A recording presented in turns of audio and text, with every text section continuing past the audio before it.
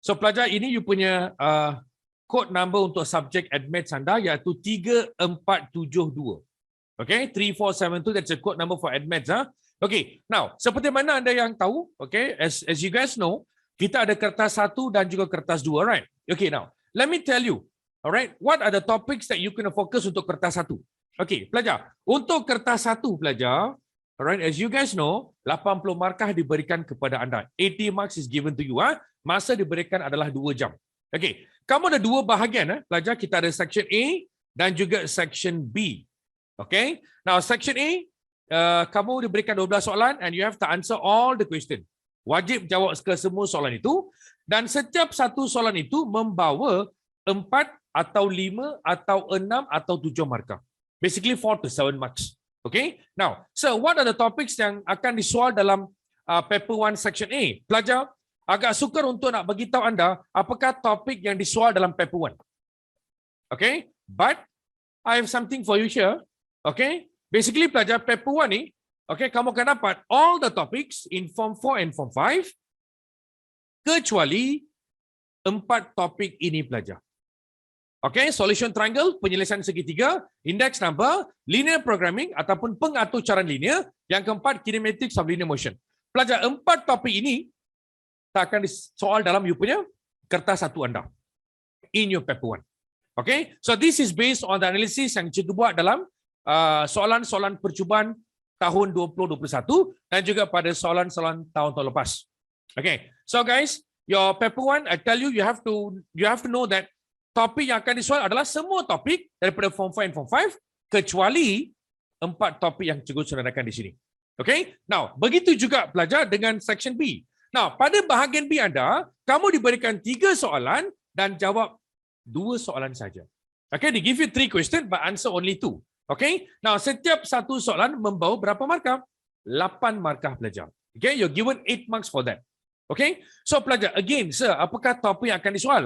Pelajar, once again, you have to study all the topics dalam form 4, form 5, kecuali 4 topik yang saya sebutkan tadi. So pelajar, basically paper 1, all the topics akan ada secara purata. Averagely, all the topics will be asked in paper 1, kecuali 4 topik ini. Okay, so paper 1, agak sukar untuk kita nak bagi tahu kepada anda apakah topik yang akan disoal. Alright, but don't worry, paper 2 is a bit linear, so that we a bit better for us to predict ataupun nak meramalkan untuk kertas 2. Okay, now sekarang tengok pelajar pada kertas 2 anda. Now dalam kertas 2 anda pelajar, kamu ada bahagian A, bahagian B, bahagian C. Correct not? Okay, kertas 2 100 markah pelajar. Kertas 2 membawa 100 markah untuk anda. Dan masa diberikan adalah 2,5 jam. Now, kita ada bahagian A, bahagian B dan bahagian C. Okay, now let me go through first with your bahagian A first. Okay, pelajar. Alright. Now, kalau anda tengok pada bahagian A pelajar, okay, berapa soalan yang akan disoal kepada anda? 7 soalan. Betul tak? Okay, look at here. Section A, 50 markah, 7 soalan, jawab semua. Pelajar bahagian ini kena jawab semua.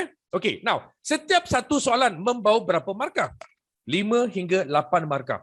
So some question mungkin 5 markah, 6 markah, 7 markah, 8 markah. Okay? Now, what are the topics yang akan disoal? Okay, pelajar. You see here, cikgu tuliskan di sini ya. These are the highly covered topics. Okay, pelajar, let me tell you. Ini saya buat analisis ya daripada semua soalan percubaan daripada semua negeri pada tahun 2021, and this is what I get. Okay? Dalam bahagian A, paper 2, soalan-soalan dikemukakan daripada all the topics yang cikgu dah nyatakan di sini pelajar. Okay, system of equation, okay, persamaan, sistem persamaan, and then kita ada progression janjang, trigonometry function, indices, surd and logarithm, circular measure, sukatan bulat, okay, differentiation, pembezaan, integration, differentiation, coordinate geometry, quadratic function and vectors. Pelajar, so far dalam bahagian A, these are the topics yang disoal dalam kertas 2 bahagian A anda. So daripada topik ini, kamu akan dapat 7 topik ataupun 7 soalan dalam topik yang cikgu dah senaraikan di sini. Okay? But let me tell you something, pelajar. Satu topik ini, I can tell you confirm akan keluar. Can you all tell me what topic is that dalam bahagian A? Sebab yang ini memang akan keluar tiap-tiap tahun. Confirm. Yes, Abigail, you're right. Pelajar, topik ini garanti akan ada satu soalan yang boleh membawa markah maksimum 8 markah. Okay? Systems of equation. Di mana kamu diberikan satu cerita ataupun like a problem solving type of question. Alright, soalan penyelesaian masalah. Okay, you have to find the 3 equation, okay, ataupun 2 equation, and then you kena buat persamaan serentak. Okay, pelajar yang ini tiap-tiap tahun mesti ada. Okay, even though tiap-tiap tahun based on the past year question is KBSM, tapi under the KSSM juga saya tengok dalam soalan-soalan percubaan, analisis yang cukup buat itu menunjukkan bahawa bahagian A, semua soalan, semua negeri mereka ada soal topik system of equation. So that topic I can tell you confirm akan disoal. So from 7 topik, satu topik kita dah tahu iaitu system of equation. Yang 6 lagi topik bergantung. Mungkin janjang atau trigonometry function ataupun function, indices, surd, logarithm, sukatan membulat dan bla bla bla. So pelajar, inilah topik yang akan disoal dalam you punya bahagian A. Very highly covered topics lah. Okay, that is your bahagian A pelajar. Okay, now settle. Now kita lihat kepada bahagian B. Pelajar, bahagian B anda 30 markah. Okay, 30 markah. Bahagian B, kamu diberikan 4 soalan dan pelajar harus menjawab berapa? 3 soalan saja. Okay, you have to answer only 3 question. Hanya 3 soalan saja. Now, cuba tengok berapakah markah diberikan untuk setiap satu soalan. Pelajar, setiap satu soalan markahnya berapa? 10 markah. Okay, each question give you 10 marks. They give you 4 question, answer 3. Okay, 4 soalan diberi, jawab 3 soalan sahaja. Okay, now, bahagian B, apakah topik-topik yang mungkin boleh disoal? Pelajar, this is what I get from the analysis based on the trial papers, soalan-soalan percubaan. Okay, so inilah topik-topiknya pelajar. Linear law, hukum linear, probability distribution, ataupun taburan kebarangkalian. Again, circular measure. Sir, mungkin tanya saya, sir, tadi bahagian A saya ada sebut circular measure, sukatan membulat. Bahagian B pun ada juga. Maksudnya apa saya tak faham? Maksudnya, topik itu boleh disoal dalam bahagian A atau bahagian B. That means pelajar, kalau circular measure, sukatan membulat, dah disoal dalam bahagian A, bermaksud bahagian B takkan ada soalan. Kalau dikeluar dalam bahagian B, bahagian A takkan ada soalan. Okay? Tetapi dalam soalan-soalan percubaan, topik circular measure ada disoal dalam bahagian A, ada juga disoal dalam bahagian B. So dia akan keluar salah satu pelajar. Either A or B. Alright? Okay, and then kita ada vectors, integration, differentiation, coordinate geometry, and progression. Pelajar, these are the highly covered topics in your bahagian B. Right? But pelajar, jangan risau. Let me tell you. 2 topik ini, I rasa 99.9% mesti akan keluar. Apakah 2 topik itu dalam bahagian B? Apakah 2 topik itu dalam bahagian B? 2 topik ini mesti, okay, I will say guarantee lah. Okay, from my pengalaman, okay, 2 soalan ini mesti akan ada dalam you punya bahagian B. Yes, pelajar, number 1 adalah linear law, yang kedua adalah taburan kebarangkalian ataupun probability distribution. Pelajar, these 2, I can tell you 99%, 99.9 lah, 99.9%, okay, hati saya kata mesti akan keluar dalam bahagian B anda. So pelajar, 4 soalan, bahagian B 4 soalan, 2 saya sudah bagi tahu, linear law dengan probability distribution. So satu lagi soalan, saya tak tahu. Mungkin circular measure, ataupun vector, ataupun integration, ataupun differentiation, ataupun coordinate geometry, ataupun progression. Mana-mana satu ni. Okay, pelajar? So, I already tell you, these 2, very high chance to come out in bahagian B, iaitu linear law dan juga probability distribution. Jadi, you kena fokus banyak kepada linear law and probability distribution. Now, pelajar, I'm very sure all of you akan pilih soalan daripada topik hukum linear and ataupun linear law. Betul tak pelajar? How many of you will choose that question to answer in paper 2? Can you please reply me yes? Boleh tak bagi tahu saya? I'm very sure majority of student akan ambil linear law untuk nak jawab dalam bahagian B because linear law is simple. Sangat senang pelajar. Alright, so linear law tu something that you must ambil, must choose, you mesti pilih. Okay? Now, how many of you yang biasa jawab topik probability distribution ataupun taburan kebarangkalian? I'm very sure these 2 topics actually very common topic yang pelajar akan pilih dalam bahagian B anda. Jadi pelajar, mulai hari ini, tolong fokus banyak, buat banyak soalan. Linear law, probability distribution. Hukum linear, taburan kebarangkalian. Dua ni banyakkan fokus. Okey, satu soalan 10 markah pelajar. When you answer linear law dengan cantik, when you answer the probability distribution dengan cantik, dapat 20 markah sudah. Okey? Alright, that is for bahagian B. Ya. Okey, sekarang tengok kepada bahagian C anda pelajar. Okey, in your section C, 20 markah, dia bagi 4 soalan, pelajar 4 soalan, pilih 2 saja. But I think yang ini you all know, right? What topics comes out? Correct not? Okey, dalam bahagian C pelajar, 4 topik akan disoal. Yang pertama, solution triangle. Okey, penyelesaian segitiga. Kinematics of linear motion. Index number. Dan juga linear programming ataupun pengaturan linear. Okey, now each question carry 10 marks. So, bila anda pilih 2 soalan, maka dapatlah 20 markah untuk anda. Kan? Okey, pelajar. Sekarang saya nak tanya. Dalam bahagian sini. Alright? Dalam bahagian sini, saya nak tanya. Siapa yang tak nak buat? Tak nak, saya kata tak nak. Okey, siapa yang di sini dalam bahagian sini tak nak buat index number? Ada tak? Saya nak tengok. Boleh tak saya tahu siapa yang tak mau buat index number dalam bahagian C? Anyone? Anyone? Anyone? Anyone? Tak ada. Bermaksud semua nak ambil index number. Yes or no, guys? Yes or no? Pelajar, kalau you tak pilih index number, I tell you, you're just wasting the marks, 10 marks. Memang rugi gila. Sebab antara 4 topik ini yang paling senang adalah index number. Pelajar, make sure index number you pilih lah. Tolonglah, saya merayu kepada anda. Okay, index number you can do less than 6 or 7 minutes. Satu soalan lengkap, semua boleh buat index number. Because very simple. Okay? Okay, another soalan. Your choice. You nak buat solution triangle pun boleh, kinematics pun boleh, linear program pun boleh. Tapi pelajar, saya galakkan. I encourage you all to choose index number dan kinematics of linear motion ataupun index number dan juga solution of triangle. Pelajar, I don't really recommend linear programming. Tahu tak kenapa? Sebab linear programming melibatkan graph paper. And paper 2 ni biasa you buat bahagian A, bahagian B, and then bahagian C. Bila sampai ke bahagian C, mungkin you ada masa 20 minit. Ataupun 15 minit. Pelajar, kalau 20 minit, you mau jawab 2 soalan, I tell you, kalau pilih linear programming, I don't think so you can answer 2 soalan. Sebab linear programming, you will definitely take your time. Pelajar, paling kurang, I observe student, kebanyakan student, I observe, secara purata, averagely, pelajar akan ambil 15 hingga 20 minit.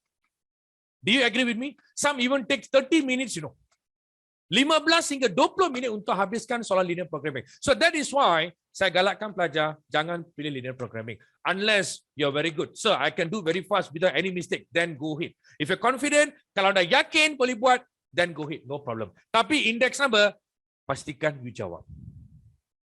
Boleh, Okay, pelajar, these are the forecast question. Soalan ramalan bagi, topik-topik ramalan bagi tahun SPM 2021, KSSM anda. Pelajar semua jelas, Semua jelas? Okay, kalau semua jelas, boleh tak saya masuk kepada beberapa soalan? Sebab kita cuma 1 jam je, jadi saya nak discuss some questions with you. Boleh, Alright. Okay, so pelajar, tengok kepada soalan yang kamu dah dapat. Okay. I want all of you tengok pada soalan nombor 7. Okay, look at question number 7. Okay, now pelajar. Topik indices and logarithm. Okay, topik index dan logaritma. Dulu KBSM kita sebut index dan logaritma. Tapi under the syllabus yang baru KSSM, kita ada indices, surds and logarithm.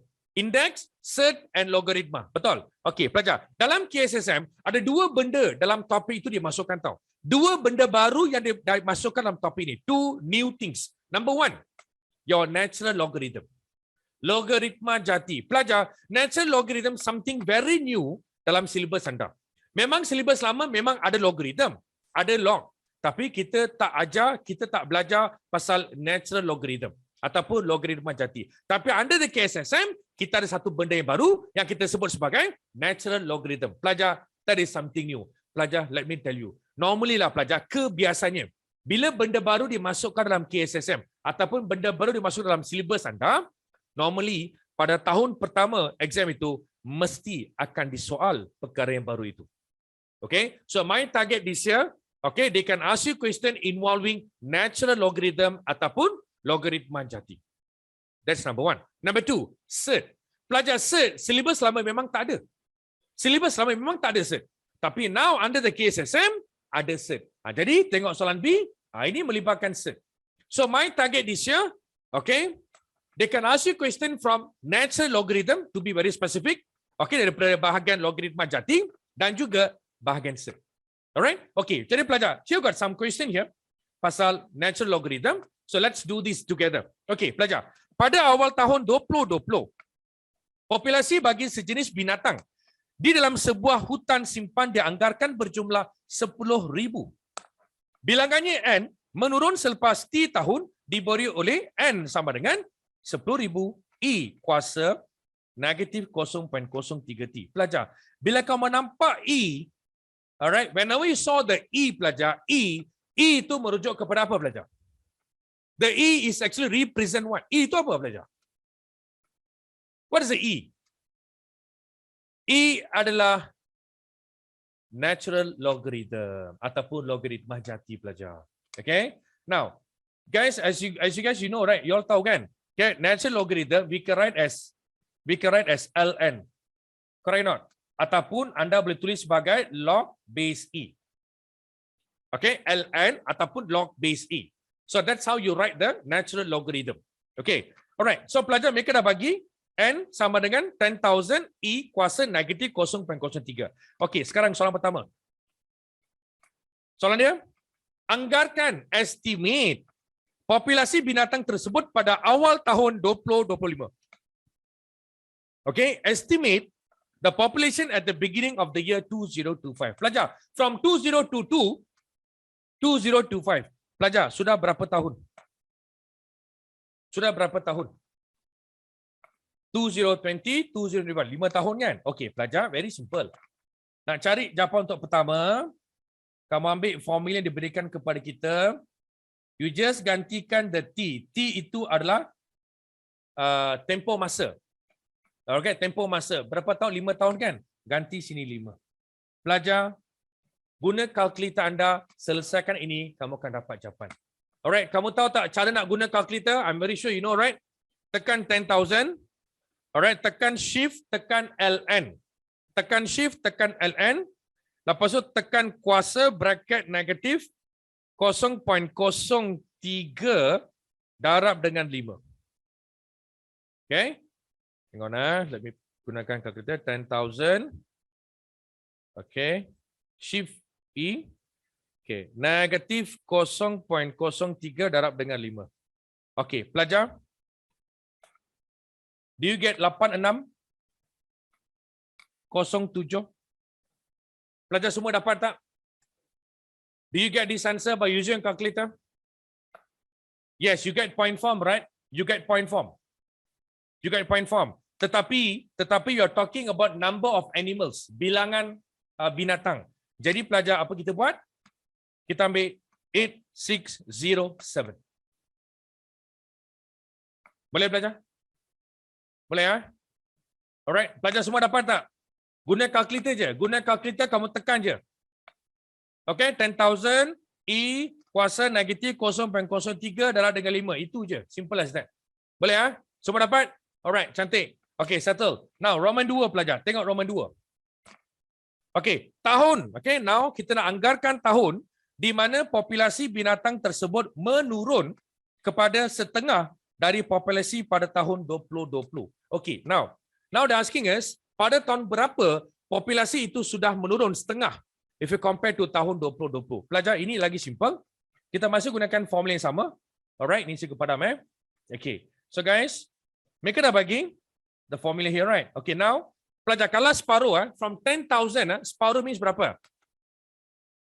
10,000, is it 10,000? Ya, 10,000 separuh 5,000 kan? Okay, so, I letakkan N 5,000.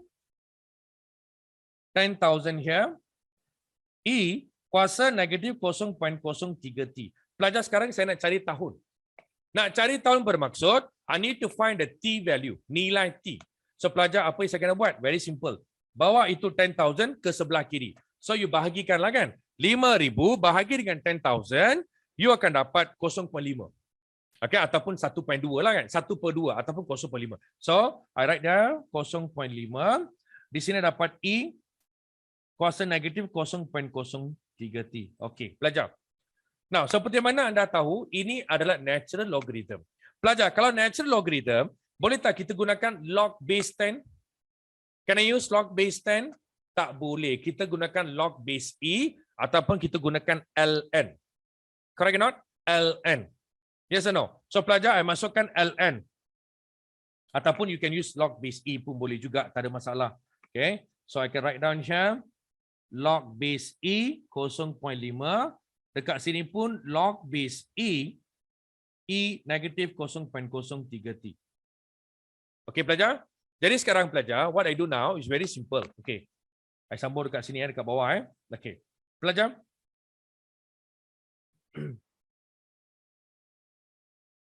Okey. Log base E 0.5 sama dengan pelajar here you akan dapat negatif 0.03T. Betul tak pelajar? Because log EE is 1. Kan? Log base EE is 1. Jadi yang ini pelajar kita boleh bawa ke depan. Betul tak? Jadi pelajar sekarang ni nak cari T, apa kita buat? Okay. Now, how to solve the what you call log base E 0.5.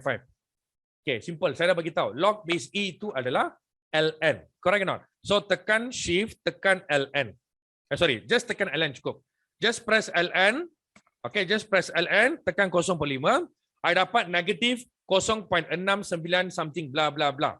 Sekarang I bahagi dengan negatif 0.03. Pelajar, I'm getting 23 point something. Tapi ingat, okay, kita nak ambil berapa tahun tau. So we take 23 tahun. Pelajar, kalau 23 tahun, you tell me okay. Pelajar, 23 tahun, you tell me 2020 after 23 years. What year is that? Exactly 2043. So pada tahun 2043 populasi binatang akan berkurang menjadi 5,000 binatang. Okey pelajar? Boleh faham So inilah soalan yang melibatkan natural logarithm ataupun logaritma jati. Something yang saya estimate, yang saya ramalkan, yang cikgu predict akan disoal dalam Advanced SPM 2021. Okey, sebab ini benda baru. Okey, next. Pelajar soalan B. Ini melibatkan apa? Set. Okey. Okey, Raja 2 menunjukkan dua buah segitiga ABC dan PQR yang kongruen. Pelajar, kongruen bermaksud apa? Sama bentuk tapi saiz dia berbeza. Itu maksud kongruen. Alright, sama bentuk tapi saiz berbeza. Okay, now, so mereka dah bagi dua segitiga. Okay, and then cari panjang X dalam bentuk, you see, dalam bentuk A tambah B set C. Bermaksud I want the answer dalam bentuk set. So you have to use the knowledge ataupun kaedah ataupun approach set yang kita pernah belajar dalam tingkatan 4. Okay, so now, how are we going to start this now?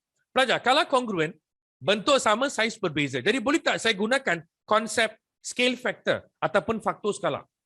Do you remember konsep faktor skala ataupun scale factor? Panjang image bahagi panjang objek. Do you remember not? Pernah belajar kan? Dalam form 3 pun pernah belajar ni. Okay, panjang image bahagi panjang objek. Pelajar, the scale factor, bila you ambil panjang image atau panjang objek pada setiap sisi yang berbeza-beza, you will get the same answer. Betul tak pelajar? Jadi saya gunakan konsep faktor skala tu untuk saya nak mulakan soalan ini. Okay, so what you do is very simple pelajar. Cikgu nak ambil, okay, anda kata ini image. Okay, cikgu nak andakan ini image dan yang ini objek. Alright? Jadi faktor skala punya formula, panjang image bagi panjang objek. Okay, jadi pelajar, apa yang cikgu nak buat sekarang adalah, cikgu nak gunakan formula faktor skala. So panjang image adalah X over objek adalah set 3 Dan jawapan ini sama juga kalau saya ambil sisi yang berbeza. Contoh, saya ambil sisi yang ini pula. Set 12 tambah 2, dia mesti bahagi dengan set 12 tolak 2. Nampak? I'm using the concept of scale factor. Panjang image bahagi panjang objek. Even though I take from different sides, sisi yang berbeza, tetapi faktor skala dia mesti kena sama. Okay, sekarang pelajar. What I must do now? Okay, you see here, denominator, penyebut dia, alright, dalam bentuk set. Pelajar, can be the denominator dalam bentuk set? Tak boleh. That's why we learn rationalizing dalam topik form 4 dalam bahagian set. Okay, rationalizing. Correct not? So we have to multiply with what? Conjugate. Alright, that's the only way, pelajar. Gunakan conjugate so that you can rationalize. Alright, to rationalize. Okay, so pelajar, I need to multiply dengan apa? Set 12 plus 2. Inilah conjugate yang kita nak gunakan. Betul pelajar? Okay, so X over set 3. Okay, yang ini pelajar I can just write down set 12 tambah 2 kuasa 2. Over here I can just write set 12 squared minus 2 squared. Boleh pelajar? Can? Alright. Okay. Jadi pelajar sekarang cikgu nak expand the kurungan. Okay, so set 12 kalau kita kuasa 2 kan kita akan dapat 12. Okay, and then plus with 4 set 12 and then plus with 4 over di sini kita dapat 12 tolak dengan 4. Pelajar betul tak? Is my expanding is correct? Pelajar bila awak kembangkan pastikan kembangkan dengan betul, jangan salah kembangkan. Okay, so now X over set 3 12 tambah 4 16 tambah 4 set 12 over 12 tolak dengan 4. Kita dapat berapa? What do we get? Yes, okay. Now, pelajar, let me tell you something. Bila kamu berurusan dengan set, make sure you simplify the set dalam sebutan terendah. Okay? So, saya nak tanya, set 12 itu, set 12, do you think can you simplify that? Can, right? You see, set 12 ni, okay, do it here. Set 12, I can write as 4 times 3. I can write as set 4 times set 3. I can write as 2 set 3. Betul tak pelajar? Correct or not? You see, set 12 ada ringkaskan kepada 2 set 3. Kepada 2 set 3. Right? Okay, so pelajar, X over set 3, 16 tambah dengan 4, okay, darab dengan 2 set 3. Alright. So when you multiply in, you dapat 8 kan? Okay. So 16 tambah 8 set 3. Okay, pelajar. Now I think we are at the end of the session. Okay, we at the end of the working. Kita dah hampir dapat. But before that, pelajar, I nak ringkaskan. 16 tambah 8 set 3 over 8. I think we can simplify the 8. Correct or not? So pelajar jangan terus main potong. You must faktorkan dulu. 2 tambah set 3 per 8. Pelajar, sekarang baru boleh potong 8. Okay. So now pelajar, you just bring this to your right hand side lah. Kan? So pelajar, X sama dengan 2 tambah set 3 darab dengan set 3. Pelajar, you know what you get? You can dapat 2 set 3 tambah dengan 3. So guys, this is what they want us to do. Dapat tak? Adakah bentuk ni sama dengan di sini pelajar? Is it the same? Kan? Pelajar, that is the answer. Itulah jawapan. Okay pelajar. So this is the bahagian set. Pelajar, I remind you all again, natural logarithm dengan set, tolong fokuskan lebih banyak. Sebab itu dua benda yang baru dimasukkan dalam KSSM. They can ask you that in your ADMATS SPM 2021. Okay pelajar? So far so good? All good? All okay? Okay, alright. So, sekarang let's go on with the topik yang lain pula. Okay, topik yang lain. Okay, so guys, I want you guys look at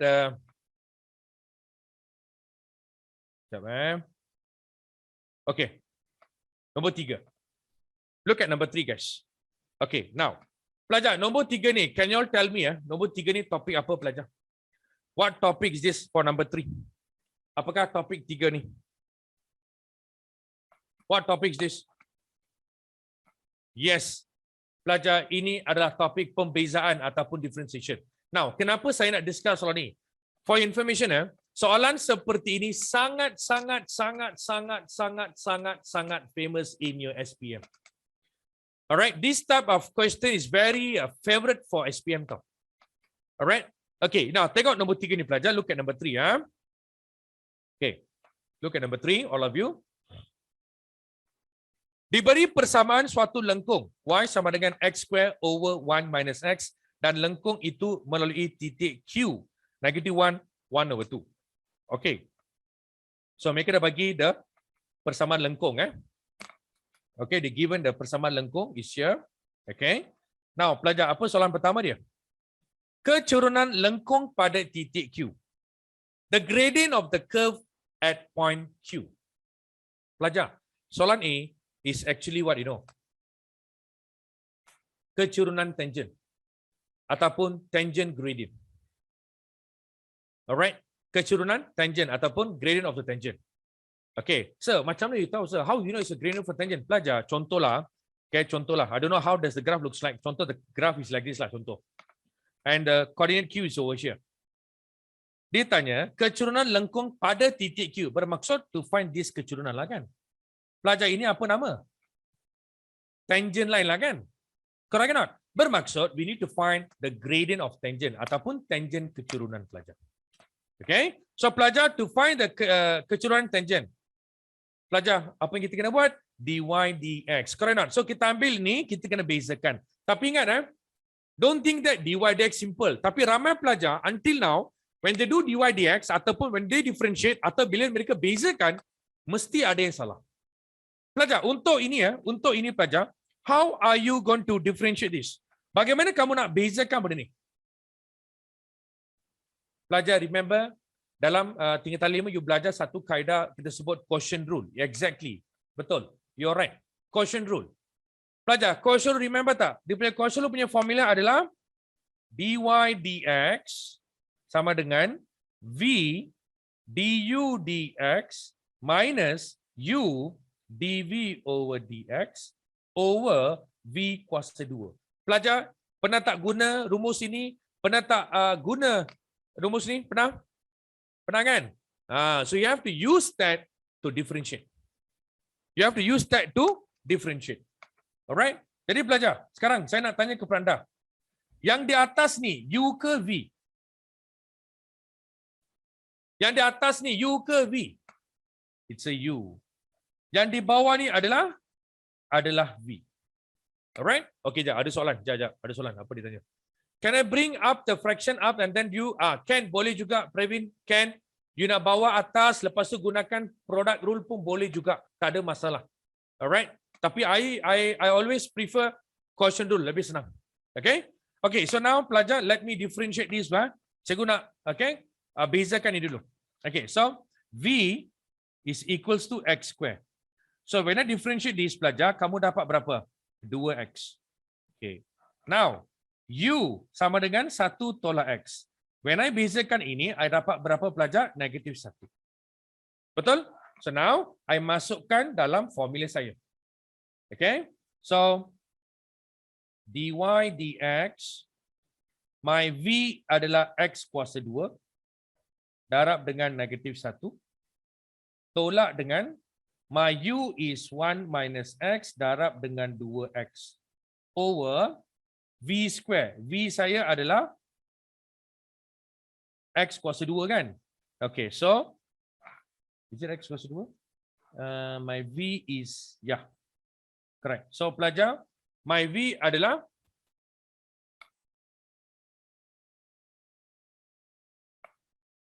Jap. Oh my God. Saya tersalah letak. Okey, sekejap pelajar minta maaf. I wrongly wrote. Okay, instead of U, I put the V. Pelajar, saya betulkan minta maaf. Okay, because cara saya tulis U dengan V itu lebih kurang sama. Okay, the U dengan V itu lebih kurang sama. Okay, so this actually supposed to be U. So DU dx. Correct or not? Okay, ini adalah I punya V, maka ini adalah dV dx. Okay, alright. So now I masukkan pelajar. Okay. So my V adalah 1 tolak X darab dengan 2X tolak dengan U is X square and this is minus 1. And my V square adalah 1 tolak X kuasa 2. Okay, pelajar. Now, let me tell you something. You tak payah nak buang masa, nak kembangkan, nak selesaikan, tak payah. Because why? We need to find the gradient tangent. Pelajar, gradient tangent bermaksud kita kena gantikan the X value -1 dalam X di sini. You just ganti terus, kamu dah boleh selesaikan. Boleh faham? So now if you ganti that, 1 minus -1. So basically become +1. So here bila ganti -1, kamu dapat -2. Tolak, sini dapat +1, -1 over. Dekat sini 1 tolak -1 which is 2. 2 square you get 4. Pelajar, I think we can solve and you akan dapat jawapan berapa? -4. Okay. Pelajar, do you get -3/4? Betul tak? Is it -3 or 4? Betul Okay. Pelajar, ini adalah the answer for the A. The kecurunan tangent. Alright, kecurunan tangent ataupun the gradient of tangent. Okay, -3 over 4. Okay, pelajar, boleh faham So make sure you kena tahu cara nak guna quotient rule, cara nak guna product rule. These two is very, very important, pelajar. Okay, so do not overlook that. Benda ni sangat-sangat penting. Okay, baik. Sekarang tengok pelajar soalan B. Okay, tengok pada soalan B. Nah, soalan B dia apa sekarang ni? Soalan B dia minta kita cari persamaan garis tangent. Okay, kepada lengkung pada titik Q. Pelajar, ini adalah kecurunan tangent. Sekarang saya nak garis tangent. Pelajar, our job is become simple. Correct or not? Pelajar, tak kisahlah persamaan garis tangent ke persamaan garis normal. Doesn't matter. Doesn't matter, it can be a normal line or tangent line. It must be a straight line. Correct or not? So, pelajar, kalau straight line, dia mesti Y sama dengan MX tambah C. Betul? So, pelajar, nilai M dah dapat. Kan? Nilai M is already here. So, nilai M tu kita gantikan di sini. -3/4X tambah dengan C. Nak cari C, apa kita buat? Ambil koordinat ini, masukkan dalam persamaan kita. My Y is 1/2. My X adalah -1. So, kita selesaikan dan dapatkan nilai C lah. Alright. Pelajar, nilai C yang kamu dapat adalah -1/4. So, now I can write down the complete equation. Y sama dengan -3/4X tolak 1/4. Pelajar, inilah jawapan dia. Okay, pelajar? Boleh faham Understood? So, ingat differentiation memang soalan ini, soalan bentuk ini very famous. Sangat-sangat popular dalam SPM anda. Okay, doesn't matter paper 1 ke paper 2. Alright, very, very famous, sangat popular, very favorite questions. Boleh Okay, so 3 dah settle 3 dah settle. Okay, now. Okay, pelajar. Now, I want to touch on bahagian C a bit lah. Okay, nak buat bahagian C. Okay. Okay, pelajar. Index number, I think you all can do, right, pelajar? Index number, I think you guys can do. Betul tak? Pelajar, index number nak buat tak? I thought of to discuss index number ataupun probability distribution. I think I discuss taburan kebarangkalian lah. Betul tak? I better do probability distribution. Boleh Sebab yang ni, I think index number, I think all of you can do kan. So, saya tak nak buang masa lah Okay, so kita buat probability distribution. Okay, pelajar, semua tengok kepada mana ni? Okay, number 10. Pelajar tengok nombor 10. Alright, number 10 inilah topik probability distribution. Pelajar, remember told you, memang my target bahagian B mesti akan ada satu soalan from here, from this topic, another one question from the topic linear law. Alright, okay, pelajar, kita tengok soalan ni. Okay, in a school, a total of 255 student, okay, 255 student set for the year-end examination.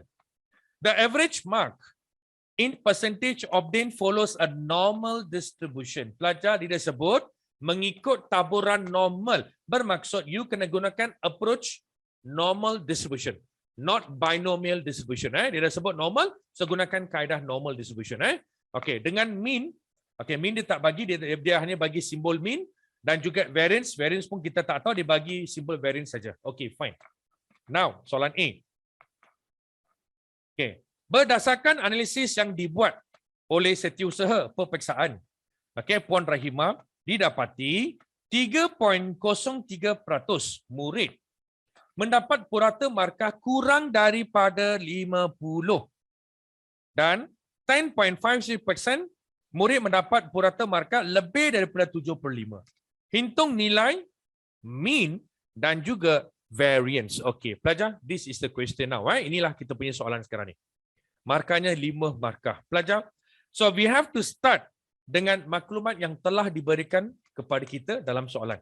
Okay, you all can see alright, kurang daripada 50. Alright pelajar, kurang daripada 50. Correct or not? So student, maksudnya P, okay, pelajar nak tanya, 50 ini X score ke Z score? 50 is X score or Z score, student? Okay, pelajar remember, it's a X score. Okay, unless dia kata 3.03% murid mendapat purata markah kurang daripada Z score 50. If they say Z score ataupun they mention Z score, then it is Z score. Kalau dia tak mention apa-apa, bermaksud itu adalah X score anda. It's a X score anda. Okay, so pelajar kita kena tukar X score kepada Z score. Why? Because we are using the normal distribution. Kita gunakan kaedah taburan normal. Alright? Jadi pelajar, 50 tolak dengan mean. Saya tak tahu what is the mean. Just put it the mean sign over standard deviation. Yang ini adalah sama dengan berapa? 3.03 kan? Okay, peratus tahu. Tapi tukar kepada point form, saya dapat 0.0303. Pelajar, ini maklumat pertama saya. Okay. Now, my second maklumat pelajar. P. Okay, dia kata lebih daripada 75. Okay, lebih daripada 75. Okay, pelajar. Okay, I think let me just write this first lah. Cikgu nak tuliskan. I write this first lah. Okay, X kurang 50 dulu. Let me just write down this one first lah. And then sini X adalah apa? Lebih 75. Alright, how many percent dia bagi? 10.56 kan? Okay, so kalau kita tukar point form, kita dapat berapa? 0.1056. Okay, pelajar. Inilah dua maklumat yang kita ada kan? Sekarang, itu X score tukar kepada Z score. Okay, X score tukar kepada Z score. Okay, so saya nak gunakan notepad saya. Okay. Okay, pelajar. So, the first maklumat, X is less 50.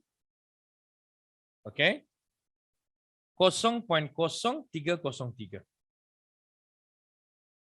Okay. Another maklumat, X is more than 75. 0.1056.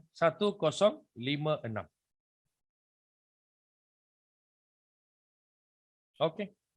Pelajar, now let's start to calculate.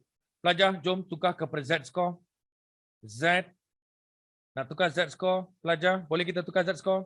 Can write 50 tolak dengan mean over standard deviation. Okay, sama dengan 0.0303. Dekat sini pun sama juga, tukar kepada Z score. 75 tolak dengan mean over standard deviation sama dengan 0.1056. Okey, pelajar. Now, saya kena cari berapa nilai di sini based on this probability. Sini pun sama juga. Saya kena cari berapa nilai di sini based on the probability 0.1056. So pelajar, anda kena gunakan apa? Jadual taburan normal. Okay, jadual taburan normal. But pelajar, before that pelajar, supaya awak tak salah, okay, supaya awak tak silap, okay, when I draw the bell-shaped graph, okay, 0.0303, tapi simbol dia less tau. Kalau simbol dia less, bermaksud lorekan dia sebelah kiri ke sebelah kanan pelajar? Where does the shaded region located? Left or right? Sebab dia punya simbol less kan? Less means dia mesti lorekan dia ke sebelah kiri pelajar. So 0.0303 tau. That means somewhere here. Somewhere here. So this is the probability dia. 0.0303. And please take note, the z-score here must be what? Negative value. So sekarang kita nak cari nilai ini pelajar. Understand? Okay, jadi pelajar, apa kita buat? Okay, kita gunakan our table, normal distribution table. Okay, let me open up here. Okay, pelajar. So, probability dia 0.0303, you know. Correct not? So, pelajar, ini probability tau. 0.303 is a probability. Sekarang ni kita kena cari z-score. So, what you must do? You kena cari dekat tengah-tengah. Jangan cari dekat tepi kiri, tepi atas, no. Okay? Kalau dibagi probability nak cari z-score, you kena cari di tengah-tengah. So what you must do is, try to find 0.303. Kalau tak ada, ambil yang mana dekat dengan 0.0303. When I say dekat bermaksud, ambil yang lebih sedikit. Jangan ambil kurang. Okay? So pelajar, yang mana dekat? 0.0303. Let me find 0.03. Okay, pelajar, I think the paling dekat adalah 0.0307. That is the nearest. Nampak? Okay, so pelajar, saya tarik ini ke kiri. 1.8. Saya tarik ini ke atas 7. So pelajar 1.87. Okay, but remember student, saya dapat 0.0307, tapi saya tengah cari 0.0303. Berapa beza? Berapa sudah terlebih pelajar? 4. Sudah terlebih 4, 0.004. So, mana 4? Ada tak? Ada 4. So, kamu tarik ke atas. Pelajar, apa ni? 5. So, pelajar, my z-score adalah 1.875 pun boleh, ataupun 876 pun boleh. Sebab kita ada 2, 4. Sini pun boleh, sini pun boleh. So, either 1.876 also can, ataupun 1.875 pun boleh juga. Tak ada masalah. Okay? So, I got my z-score. Jadi, pelajar, cikgu akan tuliskan di sini. Okay. But before that, pelajar, you must understand. Z-score dia mesti negatif sebab dia sebelah kiri kan. It must be negative, jangan lupa. You see, that's the reason cikgu lakarkan the bell-shaped graph. Kalau tak lakarkan, you mungkin tulis positif 1.875 which is wrong. Okay? So, pelajar, padam ini, cikgu tuliskan di sini. Negatif 1.875. Alright? Benda sama kita buat di sebelah kanan. The same thing, pelajar. Okay, let me draw the bell-shaped graph. Okay. Alright. Sekarang, lore dia kiri ke kanan? Of course kanan, sebab simbol dia greater. So, kalau greater mesti ke kanan kan? Okay, so 0.1056, so somewhere here lah. Okay, it must be somewhere here. Okay, kita nak cari nilai ini. So, the probability here is 0.1056. Okay, so pelajar now, again, rujuk kepada your jadual taburan normal. Okay, before that, juga nak padam semua ni. Okay. Don't worry guys, this table will be given in your exam anda. This is exactly the same table yang kamu akan dapat dalam exam anda. Okay, so berapa tadi? 0.1056 kan? You were finding, yeah. Okay. So, jom kita tengok, ada tak 0.1056 ataupun cari yang mana paling dekat. 0.1056. Let me find 0.10.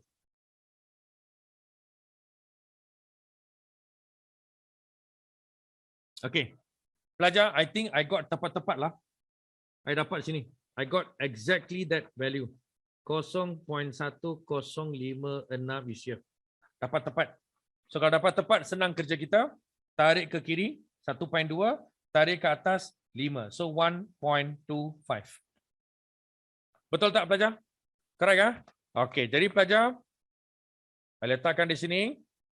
Alright, I dah tahu sini adalah ke kanan. Kalau ke kanan mesti positif kan? So 1.25. So cukup padam di sini. Cukup letakkan di sini. Positif 1.25. Okey, sekarang pelajar, I can form dua persamaan. Okey, cikgu boleh bentuk dua persamaan pelajar. Persamaan yang pertama, kamu ambil yang ini, samakan dengan ini. 50 tolak dengan mean over standard deviation sama dengan negatif 1.875. Over here, kita ambil ni, samakan di sini. Okey. 75 tolak dengan mean over standard deviation sama dengan 1.25. Alright. Okey. So pelajar. Daripada sini apa yang saya nampak? It's involving what? I got two equation with two unknown. So dia melibatkan persamaan serentak pelajar. It's involving simultaneous. Okay, so kita buat persamaan serentak dan kita dah boleh selesaikan pelajar. Okay, so but pelajar, I think persamaan serentak you all can do, right? You all can do, right pelajar? Can I just give you the answer? Sampai sini saya dah bagi dah. Ini yang paling penting. Once you get the dua persamaan, you can do your own simultaneous. Correct or not? Okay, so pelajar, lakukan persamaan serentak, doesn't matter, you can use elimination method ataupun substitution method. Boleh ya? So when you do your simultaneous, I'll just give you the answer lah. Sebab saya nak buat B and C also. Takut tak sempat nanti. Okay? So the answer that you get, you lakukan persamaan serentak, selesaikan dua benda ni. Okay? Your answer is, your mean akan dapat 65. Your standard deviation, you dapat 8 tau. Tapi soalan saya nak apa? Variance. Kalau variance, you kena ambil 8 tu, kuasa 2 kan dapat 64. Pelajar, this is the answer. They want the mean and also the variance. Bila kita buat persamaan serentak, kita dapat standard deviation tau, CSN PY. So 8. So 8 itu ambil you kuasa 2 kan je. Sebab I want variance. Okay? Alright, pelajar, that is the answer for the bahagian A kita. Okay, wait. Tak dapat mean? Mesti dapat lah. Kenapa tak dapat pula? You must get the mean. Buat betul-betul persamaan. Okey, saya boleh tunjuk tapi soalan B mungkin tak dapat buat lah. Okey. Kenapa persamaan serentak pun salah buat? Okey, see. Okey, tak apalah, biasa buat lah, biasa buat. Okey. Okey, now. Tengok depan. Ini you bawa sini kan, darab lah. So 50 tolak dengan mean sama dengan negatif 1.875. Okey. Jadi sekarang ni pelajar. Okey, ini pun saya bawa ke sana. 75 tolak dengan mean 1.25. Okey. So now, kamu nak guna kaedah apa? Kalau saya gunakan elimination. Correct or not? Lebih senang lagi kan nak gunakan kaedah elimination. Correct? Okey, so ini ambillah 1, ini 2 kan? 2 ni cikgu letak dekat bawah ni. 75 tolak dengan mean sama dengan 1.25. Okay. Okay, sekejap. Saya lupa nak letak the symbol standard deviation. Alright. Okay. Pelajar. Now, boleh saya tolak sekarang? Boleh saya hapuskan mean? Nak hapuskan mean, I kena minus tau. Correct or not? So, kita ambil lah kalkulator 50 tolak 75, dapatlah negatif 25. Ini dah hapus. Okay. And then negatif 1.875. Okay. Tolak dengan negatif 1.25. Pelajar, I dapat negatif 0.625 CSN PY. Kan? So, nak cari CSN PY, kita bahagi je lah. Negatif 25, you bahagi dengan negatif 0.625. Okay. Benar. 50 tolak 75, negatif 25. Okay. Then negatif 1.875 tolak dengan 1.25. Okay. Belajar sekejap. I think this one is wrongly calculated. 3.125. Okay. Sekarang negatif 25 bahagi dengan negatif 3.125. Pelajar dapat 8. Dapat. Semua dapat kan? Mesti dapat punya. Persamaan serentak tak mungkin tak dapat. Okay. So ini adalah sisian PY. Nak cari variance, kamu kuasa 2 lah 64. Okay. So sekarang nak cari mean, apa kita buat? Ambil nilai ni, 8 ni, ganti di persamaan 1 atau 2. So you akan dapat mean anda adalah 65. Boleh? Okay pelajar? Boleh so this is the answer lah. Okay. So first time saya tengok soalan probability distribution yang melibatkan persamaan serentak. Okay. So whenever they asking us to find dua unknown, dua pembeli ubah, most likely 90% mesti melibatkan persamaan serentak. Okay. Okay pelajar, saya cuma tinggal lagi 3 minit lagi. Okay, I will just brief you very fast on soalan B and soalan C. Okay, B1. Pelajar, B1 ini dia bagi tahu anda 3 kategori Okey, pihak sekolah bercadang untuk memberikan anugerah mengikut 3 kategori iaitu anugerah platinum, anugerah perak dan anugerah gangsa. Okey. Okey, so nak dapatkan gangsa, your marks must be 65 and above. 65 and above. Perak 80 and above, platinum 90 and above. Okey, soalan pertama. Kebarangkalian murid tidak menerima sebarang anugerah. Pelajar, that means that student tak terima apa-apa. Bermaksud, ini saya just bagi clue saja. P. Pelajar, tolong saya macam mana? Z. Tak menerima anugerah. Bermaksud, dia mesti kurang atau sama dengan 64. Correct or not? Betul tak? Sebab 65 dan ke atas memang dapat hadiah. Ada gangsa, ada perak, ada platinum. Tapi ditanya yang tak dapat award, yang tak dapat anugerah. So, it must be 64 dan ke bawah. So, apa yang buat? Macam biasalah. Okay, you tukar ni. Minta maaf. Ni bukan Z, ini X. Okay, X score. Okay. So, macam biasalah. Sekarang you kena tukar kepada Z score. Kan? 64 tolak 65. We got the mean 65 tadi kan? Okay. Over standard deviation ni berapa tadi? 8 kan? And then kamu selesaikan, and then you cari from the table, you dapat jawapan dia. Okay, I'll just give you the answer. 0.4502. Okay, pelajar? Boleh tukar ke Z score, and then gunakan the table tadi, you cari what is the probability. Done. Okay, Roman 2. Bilangan murid mendapat anugerah perak dalam peperiksaan tersebut. Pelajar, anugerah perak. Nah, walaupun saya kata, dalam soalan itu dikata anugerah perak tu 80 and more than 80, tapi you kena ingat, anything that more than 90 is considered platinum. Jadi bagaimana kita nak tuliskan? Okey, untuk ni tengok P, X letak dekat tengah, less equal.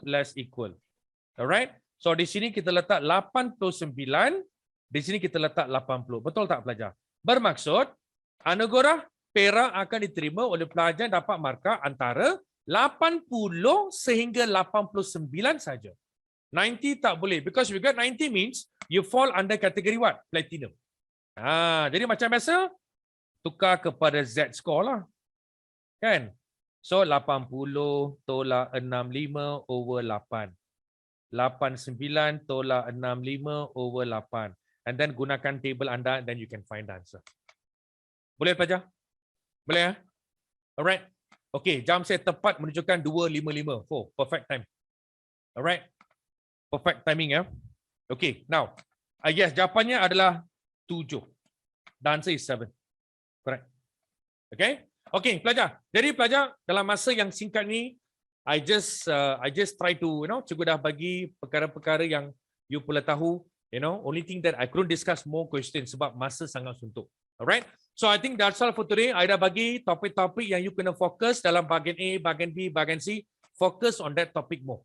Boleh? So just keep on do a lot of question sampailah you punya SPM and maths anda. Alright? Okay pelajar, I think that's all for today. Alright? So selamat, maju jaya, all the best, do your exam dengan baik. Alright? Okay. Thank you student. Have a good day. Bye-bye. All the best. Buat yang terbaik. Jangan panik ya. Buat yang terbaik. Alright? Take care guys. Bye-bye.